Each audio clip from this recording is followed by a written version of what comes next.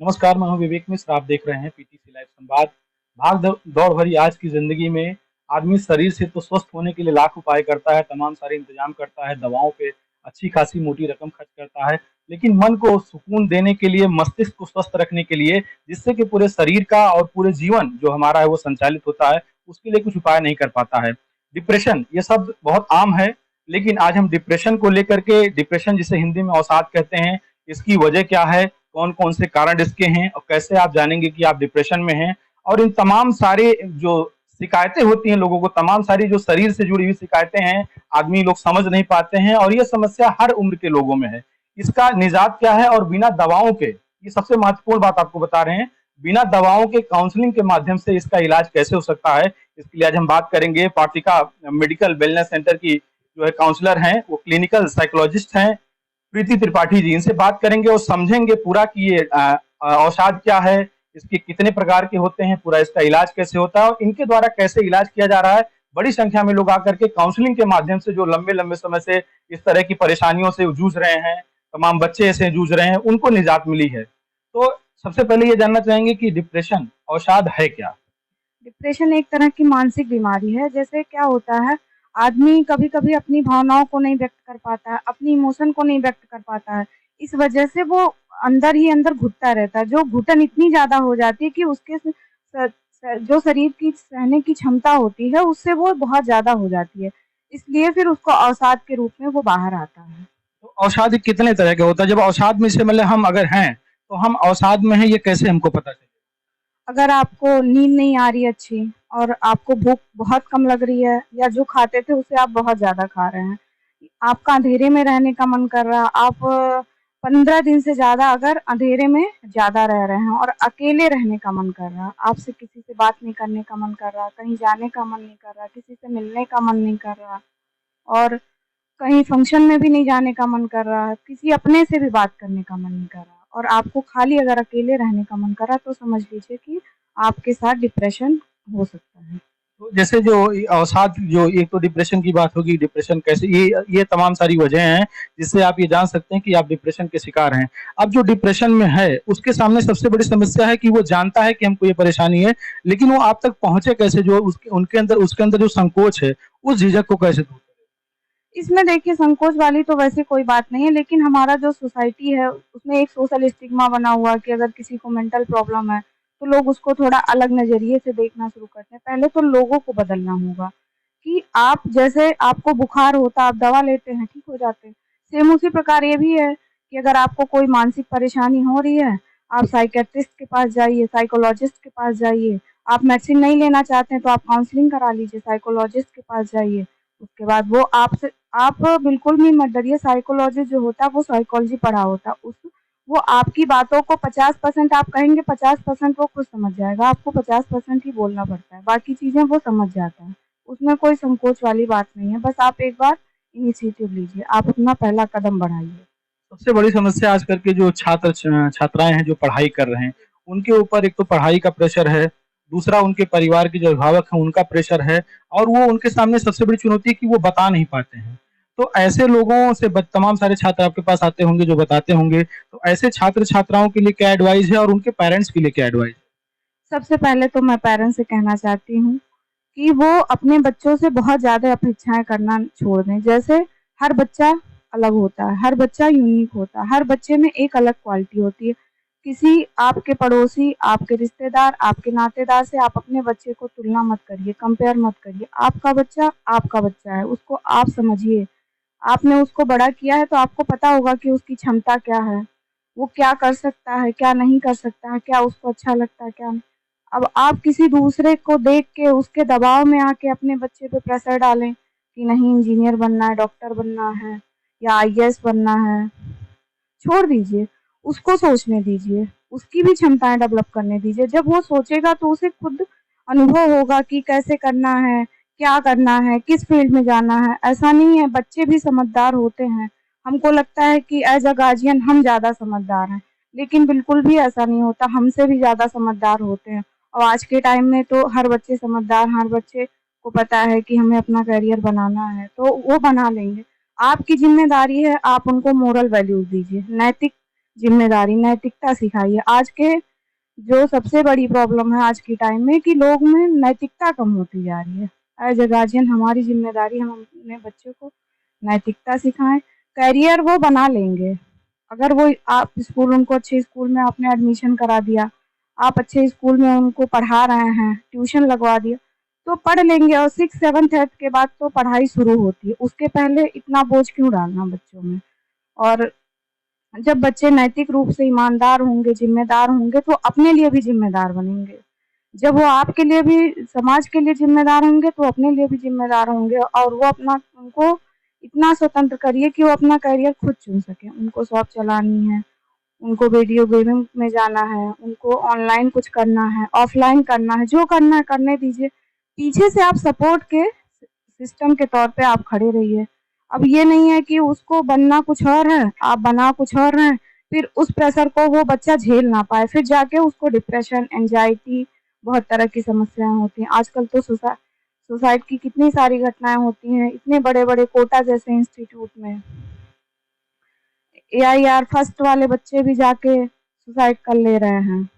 तो ऐसा नहीं करना चाहिए गार्जियन को, और बच्चों को भी अपनी बात अपने माता-पिता से कहनी चाहिए। जो भी उनको दिक्कत हो, परेशानी हो, उनके जो भी माँ-बाप, भाई-बहन, जो भी फैमिली में हो, जो भी रिलेटिव्स हों, जिससे भी उनकी अच्छी ट्यूनिंग हो, उससे वो बात करें, अपनी बात को कहें।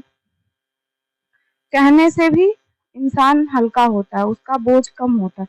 जब आप अपनी बात कह लेते हैं, तो भी आप बहुत हल्का महसूस करते हैं। एक अवसाद का एक कारण ये भी है कि हम अपनी बातों को किसी से कहते नहीं, हमको लगता है हम क्यों कहें, हम नहीं शेयर करेंगे, हम नहीं कहेंगे, लोग क्या कहेंगे। लेकिन आपको अपनी बात कहनी चाहिए, अपने माँ-बाप, भाई-बहन, जिसको भी आप मानते हो, जो जिसको लगता है कि आपकी बात अच्छे से सुनी जाएगी, समझी जाएगी, उससे आपको बात करनी। हेल्प लेने में कोई दिक्कत नहीं, हेल्प लेना अच्छी बात है, आपको हेल्प लेना चाहिए। तमाम ऐसे लोग हैं जो तमाम सारे ऐसे नौकरी पेशे में हैं, जैसे पुलिस की नौकरी हो गई, जो तनाव वाली नौकरियाँ हैं, जिसमें टेंशन बहुत ज़्यादा है, डिप्रेशन की स्थिति ज़्यादा रहती है। तो उन परिवारों को या उन जो लोग नौकरी में हैं, उनको अपने बच्चों के साथ एक तो समय नहीं दे पाते हैं। समय ना देने से तमाम ऐसे बच्चे होते हैं जो नशे की तरफ आगे बढ़ जाते हैं। उनको लगता है कि नहीं, हम पूरी तरीके से, हमारी निगरानी करने वाला कोई नहीं है। तो नशे की तरफ जो बच्चे चले गए हैं, उनके लिए किस तरीके से काउंसलिंग की जाती है? और जो लोग चाहते हैं कि हमारे बच्चे नशे की तरफ ना जाएँ, वो जाने की स्थिति में हैं, उन अभिभावकों के लिए क्या सलाह है आपकी? देखिए, नशे में जाने का कारण है कि उनको शुरू से माँ-बाप को उतना टाइम नहीं मिला जितना मिलना चाहिए था। कहीं न कहीं वो गलत ट्रैक पे फँस गए हैं, या गलत दोस्तों के संग पड़ गए हैं, या अपने ऐसे बड़े के संग के दोस्ती कर लिए हैं। तो इस वजह से बच्चे नशे में जाते हैं। अगर नशे में शुरुआती दौर में काउंसलिंग से ठीक किया जा सकता है, लेकिन अगर वो बहुत ज़्यादा नशे की लत में चले गए हैं, तो फिर उनको नशे वाले केंद्र पर भर्ती कराना पड़ेगा, उनका इलाज कराना पड़ेगा, उसके बाद उनकी काउंसलिंग की जाएगी जब वो वहाँ से वापस, क्योंकि अगर 4-6 महीने वो नशे के केंद्र में रहेंगे, तो भी उनको अलग तरह का डिप्रेशन होगा, एंग्ज़ायटी होगी। वहाँ से निकलने के बाद उनकी काउंसलिंग होगी, उसके बाद वो अपनी नॉर्मल लाइफ़ जी सकते हैं। और जो बच्चे नशे में जा रहे हैं, उनके लिए मैं ये कहना चाहूँगी, एक बार उनको कुछ भी गलत करने से या कुछ भी गलत देखने से पहले अपने माँ-बाप से पूछना चाहिए, क्या क्या ये सही है, गलत है जो मैं कर रहा हूँ? और पेरेंट्स की भी ज़िम्मेदारी है, अगर वो रात को 10 बजे के बाद घर पे आ रहा है, तो जब शुरू ही कर रहा है, तो भी उनको देखना चाहिए कि 10 बजे तक मेरा बच्चा कहाँ है? अ, एक चीज़ ये होता है ना कि आप बेटियों को तो रोक लेते हैं घर में, कि बेटियों को नहीं जाना है 7 बजे के बाद, बहुत सारी घटनाएँ होती हैं, उस वजह से लोग डर से नहीं भेजते। बेटों को कोई पूछता नहीं है। आप 10 बजे आ रहे हो, 11 बजे आ रहे हो, बाइक से कहाँ से आ रहे हो, कैसे आ रहे हो? वो आया, खाना माँगा, माँ ने खाना दिया, उसको नहीं पूछते आप बेटा 10 बजे रात तक बाज़ार में क्या कर रहे थे? जब ज़रूरत नहीं है तो आप मार्केट में क्यों जा रहे हैं? ये भी एक कारण है कि जब आप जाओगे, रात में घूमोगे, गलत लोगों के संग मिलोगे, तो एज़ अ गार्जियन उनकी ड्यूटी होती है कि जब बच्चा बिना काम के वो सड़क पे 10 बजे रात तक घूम रहा है, तो उनको पूछना चाहिए कि क्यों घूम रहे हो? क्यों जा रहे हो? जैसे आप बेटियों को रोकते हो, वैसे बेटों को भी बनाइए। वो भी जो जाके सड़क पे किसी पे हँसी-मज़ाक करते हैं, वो सब भी तो समाज को नीचे ले जा रहा है। सबसे ज़्यादा डिप्रेशन अगर देखा जाए तो किस उम्र के लोगों में जो ज़्यादा आपके पास आते हैं मरीज़? सबसे ज़्यादा किस उम्र के लोग आते हमारे पास सभी उम्र के लोग आते हैं। हमारे पास 60 प्लस भी आ रहे हैं, 35 वाले भी आ रहे हैं हमारे पास। हैं? 60 प्लस वालों को किस तरीके की समस्या? 60+ वालों को देखिए, जब आप करियर में कुछ कर रहे होते हैं, लाइफ में कुछ कर रहे होते हैं, तो आप ठीक रहते हैं। लेकिन एज बढ़ने के साथ क्या होता है, खालीपन हो, जैसे मान लीजिए किसी की वाइफ की डेथ हो गई, किसी के हस्बैंड की डेथ हो गई, तो उसको अकेलापन हो गया। और बच्चों के पास आजकल लोग टाइम नहीं दे पा रहे हैं, टाइम नहीं है, वो जॉब या तो कहीं बाहर कर रहे हैं, माँ-बाप अकेले रह रहे हैं। अकेले रहने से उनको अकेलापन सताने लगता है, फिर उनको कोई मिलता नहीं है बात करने वाला, उनका देखभाल करने वाला, इस वजह से वो पूरी लाइफ उसके लिए तैयार नहीं होते हैं। इसलिए भी उनको डिप्रेशन होता है। इसलिए जब हम करियर में अच्छा कर रहे हों, जब हम 50+ जाएँ, तो हम एक तैयारी करें कि हम अपना बुजुर्ग जब होंगे, जब हमारा बुढ़ापा आएगा, तो हम कैसे अपने जीवन को जिएँगे। उसके लिए भी एक मेंटल प्रिपरेशन होनी चाहिए बैक ऑफ द माइंड, कि अगर हम अकेले पड़ते हैं तो क्या करेंगे। वो क्या होता है, लोग सोच के रखते नहीं हैं। फिर वाइफ चली गई या हस्बैंड की डेथ हो गई, फैमिली में किसी की डेथ हो गई, बेटा मान लीजिए कुछ दिक्कत हो गई, बेटे बहू साथ नहीं रह रहे हैं, ये सब कारण होते हैं उनके डिप्रेशन के। ध्यान नहीं दे रहा है। अच्छा, ये एक इस समय तमाम लंबे समय से ये समस्या है कि शादी होने के बाद तमाम सारे तलाक हो रहे हैं, तमाम सारी आत्महत्याएँ हो रही हैं। यहाँ तक कि तमाम ऐसे मामलों में देखा गया है कि लोग रिश्तों से तंग आकर के उसके अलग-अलग वजह है कि शादी से पहले-वहले कहीं अफ़ेयर है, फिर उससे शादी नहीं हो पाई, फिर वो चीज़ें शादी के बाद निकल कर के आ रही हैं। फिर लोग सह नहीं पा रहे हैं, या तो सामने वाले को मार दे रहे हैं या तो सुसाइड कर ले रहे हैं। तो इन परिस्थितियों में और तमाम सारे जो लड़के-लड़कियाँ वो प्रयास करते हैं कि पहले माँ-बाप से बात किया जाए, लेकिन किसी कारण से वो परिस्थिति नहीं बन पाती है। तो ऐसी सिचुएशन में अगर कोई लड़का-लड़की है, तो वो कैसे अपनी बात को रखे पेरेंट्स के सामने और उसके लिए किस तरीके से काउंसलिंग की जाए? अगर शादी हो भी गई है, तो कैसे वो अपने रिश्ते को बचाए? तो ऐसी स्थिति में आप लोग क्या काउंसलिंग देते हम लोग मैरिज के बाद भी काउंसलिंग देते हैं। अगर मान लीजिए किसी के हस्बैंड वाइफ में अच्छी नहीं पट रही है, कई बार होता है ईगो का रह जाता है। ईगो इतनी ज़्यादा होती है कि वो नहीं झुकने को तैयार है, वो नहीं झुकने को तैयार है, ना लड़का झुकने को तैयार है, ना लड़की झुकने को तैयार है। तो इस वजह से भी शुरुआती दिनों में ज़्यादा स्ट्रगल है। अगर आप 2, 3, 4 साल निकाल ले गए तो आराम से निकल जाता है। लेकिन उसके बाद कम होते हैं। लेकिन ये है कि डिप्रेशन शुरुआती दौर में ज़्यादा होता है। इसलिए कि सिचुएशन नहीं होती है, लड़की जो होती है एक अलग माहौल में रही होती है, एक अलग माहौल में पली-बड़ी होती है। 25 साल, 30 साल वो एक अलग घर में रही होती है। फिर जब वो नए घर में आती है तो कई बार उसको उतना अच्छा सपोर्ट नहीं मिलता जितना मिलना चाहिए। परिवार का, सास-ससुर जो भी हैं, पति का मतलब जो भी ननद है, जो लोग भी फैमिली में हैं, उसका उतना सपोर्ट नहीं मिल पाता। फिर धीरे-धीरे उसको घुटन महसूस होने लगती है, लोगों से चिढ़ होने लगती है, लोग उसकी बात नहीं सुनते हैं। फिर वो क्या करती है, वो भी बात सुनना बंद कर देती है। फिर शायद वो शुरुआती दौर में वो कुछ बोल भी नहीं पाती है, अपने बात भी नहीं कह पाती है, तो उसको अंदर-अंदर घुटन होने लगती है। अब घुटन उसको इतनी ज़्यादा होने लगती है कि वो फिर डिप्रेशन का रूप लेने लगती है। और जैसे आपने क्या पूछा कि अ, उस उसको कैसे रोका जाए?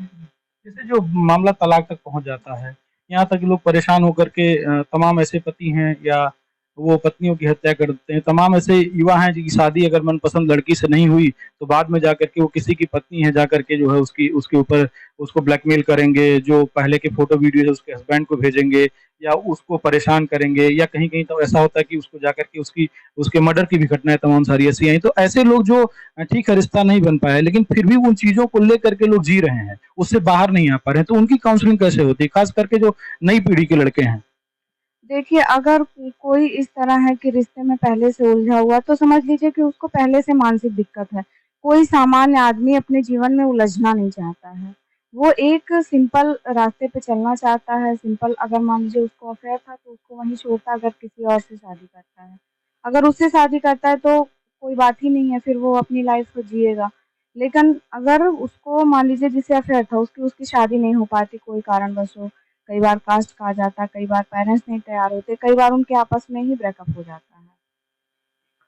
तो फिर उसको अगर नहीं कर पा रहे हैं, तो पहली बात तो उनको समझना चाहिए कि दिक्कत कहाँ आ रही है, बैठ के बात करनी अगर नहीं समझ में तब भी नहीं आ रहा, तो तब उनको काउंसलर के पास जानी चाहिए और पूछना चाहिए कि इसमें वो कैसे उसकी हेल्प कर सकते हैं। अच्छा, ऐसे ऐसी स्थिति में हम देखते हैं माता-पिता अक्सर जो है बच्चों का साथ छोड़ देते हैं।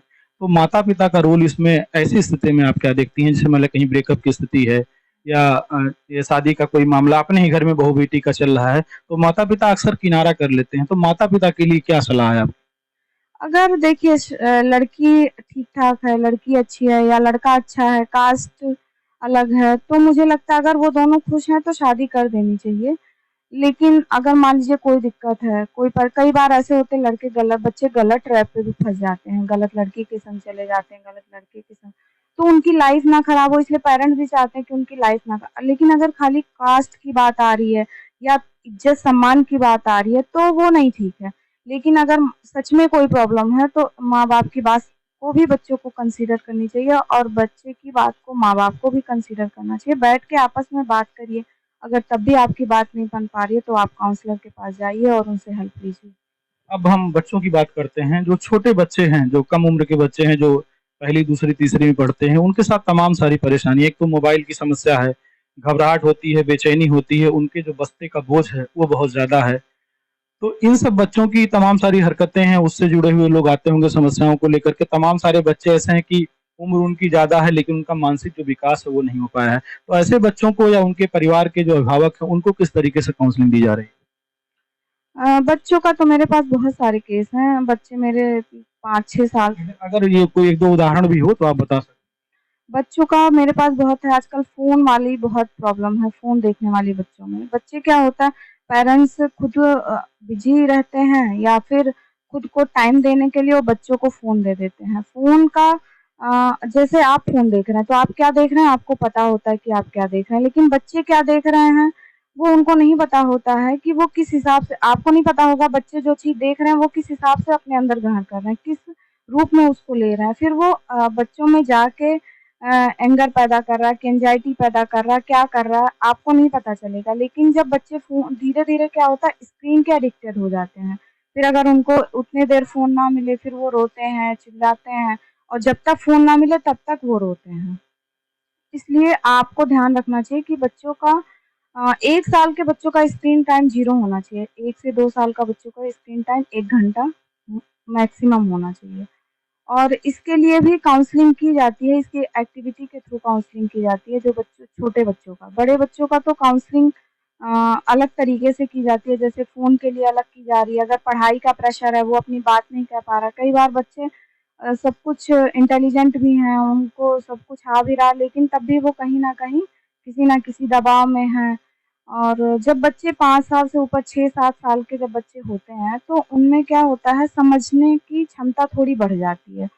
और समाज को देखने की, समझने की, तो वो जब अपने हिसाब से देखना शुरू करते हैं, तो वो कई बार ऐसा होता है कि बहुत सारी ऐसी चीज़ें देख लेते हैं जो वो समझना तो चाहते हैं पर समझ नहीं पाते हैं और उनको कोई समझाने वाला नहीं मिलता है। वो चीज़ें उनके अंदर इतनी गहरी हो जाती हैं, इतनी गहरी बैठ जाती हैं कि वो उसको सुलझा नहीं पाते। फिर उसी उलझन में रह जाते हैं, उस वजह से भी उनको एंग्ज़ायटी की प्रॉब्लम हो सकती है। बच्चों में एंग्ज़ायटी के रूप में उनका एंगर निकलता है, उनका गुस्सा निकलता है, वो रोते हैं, चिल्लाते हैं। कई बार इमोशंस के रूप में भी एंग्ज़ायटी निकलती है बच्चों में। हैं। ये मिनिमम जो बच्चों का जैसे मान लें काउंसलिंग चलती है, तो कितने दिन की होती है वो? अगर सामान्य तौर पर बच्चा इस तरीके से व्यवहार कर रहा है, तो वो कितने दिन में काउंसलिंग हो?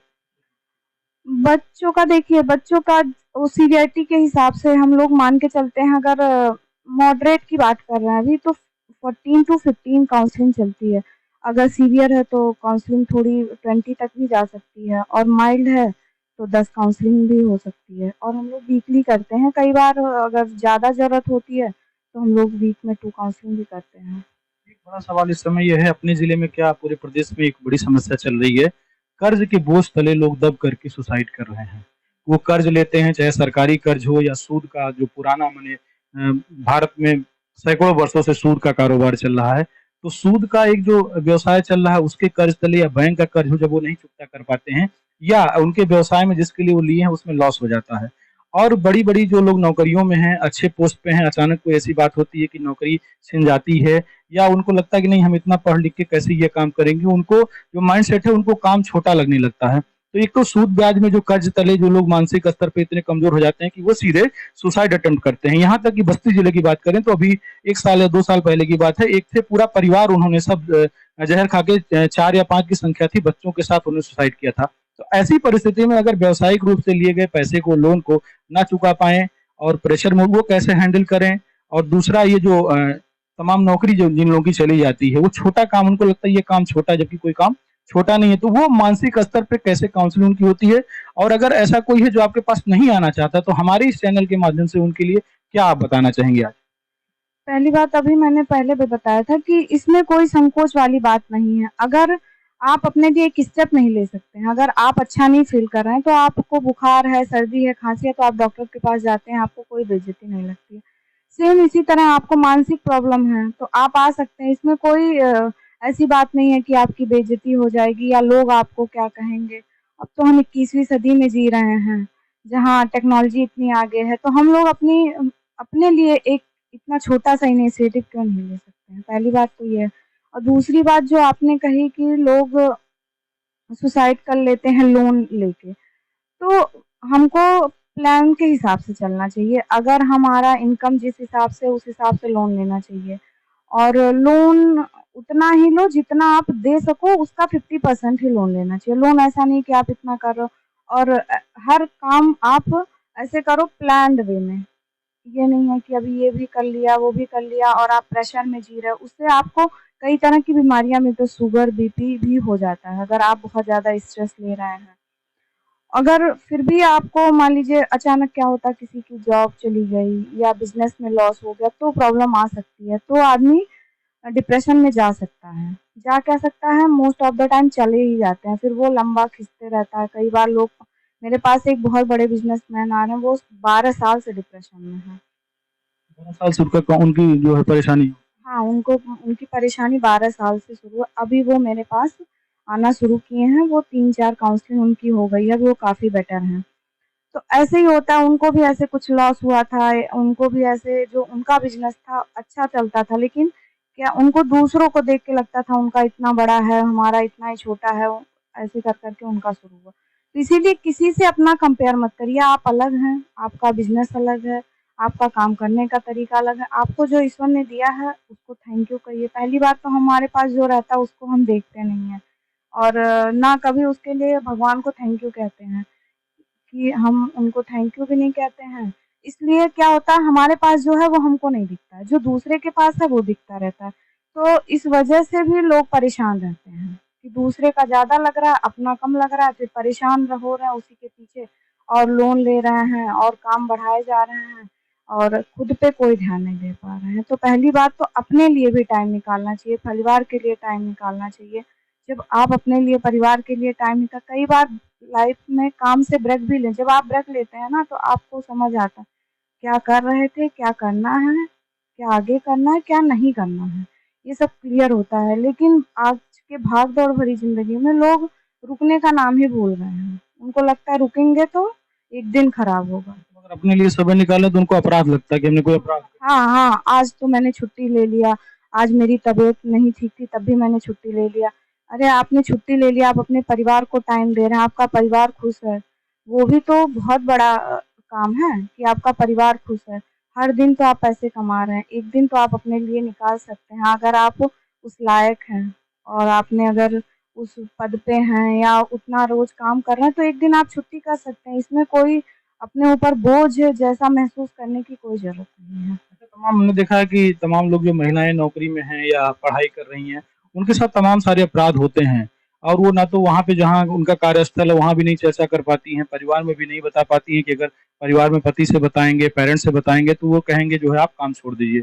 तो ऐसी स्थिति में और ख़ास करके महिलाओं से जुड़े तमाम सारे ऐसे रूटीन उनके जो चाहे अगर माहवारी की बात करें या तमाम ऐसे रोग होते हैं जिनके बारे में उनको समय से बताना चाहिए, लेकिन संकोच बस नहीं बता पाती हैं। तो एक तो कार्यस्थल का जो दबाव है, जो परेशानी है, उनकी काउंसलिंग में क्या कुछ कहेंगी आप? और जो ये तमाम तरीके के रोग से जो चीज़ें रूटीन में होती हैं, वो कैसे शेयर करें लोगों से, अपने पेरेंट्स से ख़ासकर? पहली बात तो मैं कार्यस्थल की बात करूँगी। इस बार जो 10 अक्टूबर को मनाया जाता है वर्ल्ड मेंटल हेल्थ डे, उसका जो थीम था वो वर्क प्लेस ही था, mental health at work place. मतलब आप कार्यस्थल पे कैसे अपने मानसिक स्वास्थ्य को ठीक रखें। तो उसमें देखिए कार्यस्थल पे मानसिक स्वास्थ्य ठीक रखना उसमें देखिए जब हम किसी कंपनी में काम करते हैं या कहीं ऐसी जगह काम कर रहे हैं जहाँ 4, 5, 6, 10, 15, 20, 100 लोग काम कर रहे हैं, तो वहाँ पहली बात तो एक-दूसरे का कोऑपरेशन होना बहुत ज़रूरी है। अभी के टाइम में क्या हो गया है, लोग बस अपना काम, अपने बारे में इतना सेल्फिश होते जा रहे हैं कि उनको कोई किसी को प्रॉब्लम किसी की दिखती नहीं है। किसी को मान लीजिए वो जा रहे हैं, किसी को कोई प्रॉब्लम तो पूछते भी नहीं है क्या हुआ, क्या नहीं हुआ।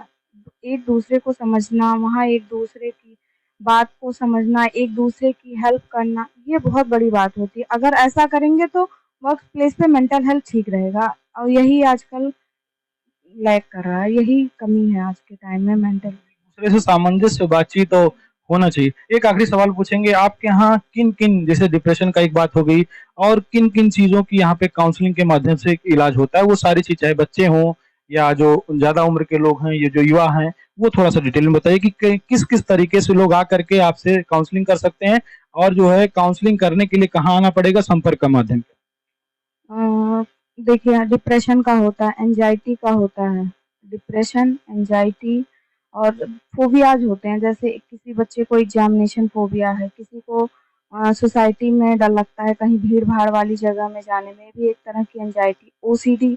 ओसीडी में पेशेंट बार-बार अपने हाथ को धुलता है या उसको मेंटल उसपे भी ओसीडी होती है। जैसे क्या होता है, किसी को कोई चीज़ खो गई या कोई उसका कोई अपना था जो जिसकी डेथ हो गई, तो वो उसके बारे में सोचता रहता, इतना ज़्यादा सोचने लगता है कि उसकी इमेज बनाने लगेगा। फिर वो इमेज बनाते-बनाते इस लेवल पे पहुँचेगा कि वो किसी को भी देखेगा, इवन अनजान को भी देखेगा, तो उसको लगेगा कि ये फिर मिलेगा कि नहीं मिलेगा, ये गायब तो नहीं हो जाएगा, ये ऐसा तो नहीं हो जाएगा, वैसा तो नहीं हो जाए, मतलब वो उसका दिमाग कभी शांत नहीं रहेगा, कुछ ना कुछ उसके थॉट्स के लेवल पे चलते रहेंगे, ऐसी भी ओसीडी होती है। और फिजिकल लेवल की जो ओसीडी होती है, जैसे आप यहाँ बैठे हैं, अब आप नॉर्मली बैठे हैं, लेकिन जो ओसीडी वाले पेशेंट होते हैं उनको क्या लगेगा, हमने यहाँ हाथ रख दिया, यहाँ जर्म्स लग गए। उनको पता है यहाँ जर्म्स नहीं लगे, लेकिन उनकी ऐसे प्रोग्रामिंग हो जाती है माइंड की कि उनको ऐसे लगने लगता है कि यहाँ जर्म्स है, फिर वो जाएँगे, हाथ धुल के आएँगे, फिर वो बैठेंगे, फिर ऐसे। सेम ऐसे बहुत सारे लोग हैं, ताला चेक करने का उनका होता है कि वो जाएँगे, बार-बार ताला चेक करेंगे, सही से लॉक किया है कि नहीं किया है। गाड़ी से निकल के आते हैं, फिर ताला चेक करते हाँ, हाँ, हाँ, हाँ, ताला चेक करते हैं। पैसे की बहुत लोग की होती है, बार-बार पैसा रखते हैं या कोई सामान रख के गए हैं तो बार-बार उसको गिनेंगे, देखेंगे है कि नहीं है। तो ये सब ओसीडी में आता है, ये सारी ओसीडी की प्रॉब्लम। फ़ोबिया में एक एग्ज़ामिनेशन फ़ोबिया आता है, सोसाइटी का इतना ज़्यादा लोगों में होता है कि अगर वो भीड़ में निकल गए तो उनके सीने में दर्द और घबराहट, बेचैनी इतनी ज़्यादा हो जाती है, कई बार इतनी ज़्यादा हो जाती है कि वो बेहोश तक हो जाते हैं। मेरे पास एक 22 साल की लड़की थी और वो अच्छा खासा अपने जॉब में करियर में कर भी रही थी। अचानक से उसको उसका ब्रेकअप वग़ैरह हुआ और ये सारी चीज़ें हुईं, फिर वो कभी अगर ट्रेन में भी जाती थी तो भी वो बेहोश हो जाती थी। ट्रेन में बेहोश हो जाती थी, फिर उसको लोग पकड़ के घर पे ले जाते थे, फिर उसको बहुत सारे उसके टेस्ट वग़ैरह कराए, सब कुछ नॉर्मल था, तब उसको बताया गया कि आप काउंसलिंग कराइए, साइकोलॉजिस्ट के पास जाइए, तब उसने मुझसे कॉन्टैक्ट किया। वो लड़की देवरिया की थी, उसका मैंने ऑनलाइन ही किया था, लेकिन अभी वो ठीक हो गई है। हैं। मतलब आपके यहाँ अगर कोई आ नहीं सकता है, दूसरे जिले का है, दूसरे प्रदेश का है, तो ऑनलाइन व्यवस्था भी है कि वो जहाँ पे है वहीं से रह करके वो काउंसलिंग करा सकता है। उसके लिए कैसे क्या संपर्क करें? कहाँ से संपर्क? उसके लिए मेरा मोबाइल नंबर है, उस पे आप करेंगे तो मैं उस पे बता देती हूँ कि आपका टाइमिंग क्या है। एक्चुअली क्या होता है, 1 घंटे का पूरा ये सेशन होता है। एक व्यक्ति का काउंसलिंग करने में लगभग 1 घंटे 40 टू 1 आवर लगते हैं। तो मैं कोशिश करती हूँ कि सबका अलग-अलग शेड्यूल रहे। किसी को आके 1 घंटा वेट करे, फिर वो 1 घंटा काउंसलिंग कराएगा, तो उसको 2 घंटा नुकसान होगा। और मैं सबका शेड्यूल कर लेती हूँ पहले से, 1 दिन पहले ही सबका शेड्यूल रहता है कि कब किसका कितने बजे होना है, उस हिसाब से। तो ऑनलाइन वाले का भी मैं उसी तरह से शेड्यूल करके 1 दिन पहले उसको बता देती हूँ कि आपका काउंसलिंग इस दिन पे, इस तारीख को होना है। तो उनका समय भी बचेगा, और जो लोग दूर रहते हैं वो ऑनलाइन माध्यम से भी कर सकते हैं। और अच्छा, इसका अलग से कोई, मतलब जो लोग नहीं आना चाहते हैं, या जैसे मतलब जो लोग दूर हैं, तो उसके लिए एक्स्ट्रा चार्ज कुछ है? नहीं, अभी तो मैंने सबके लिए बराबर ही रखा है, किसी के लिए एक्स्ट्रा चार्ज नहीं रखा। तो देखिए, अभी हमने बात की क्लिनिकल साइकोलॉजिस्ट प्रीति त्रिपाठी से। इन्होंने तमाम सारे महत्वपूर्ण बिंदुओं को लेकर के, और मुझे लगता है कि हर परिवार में कोई न कोई ऐसा व्यक्ति या बच्चा कुछ होगा जिसको इस तरीके की कोई न कोई समस्या है। इसके बारे में विस्तार से बातचीत किया है।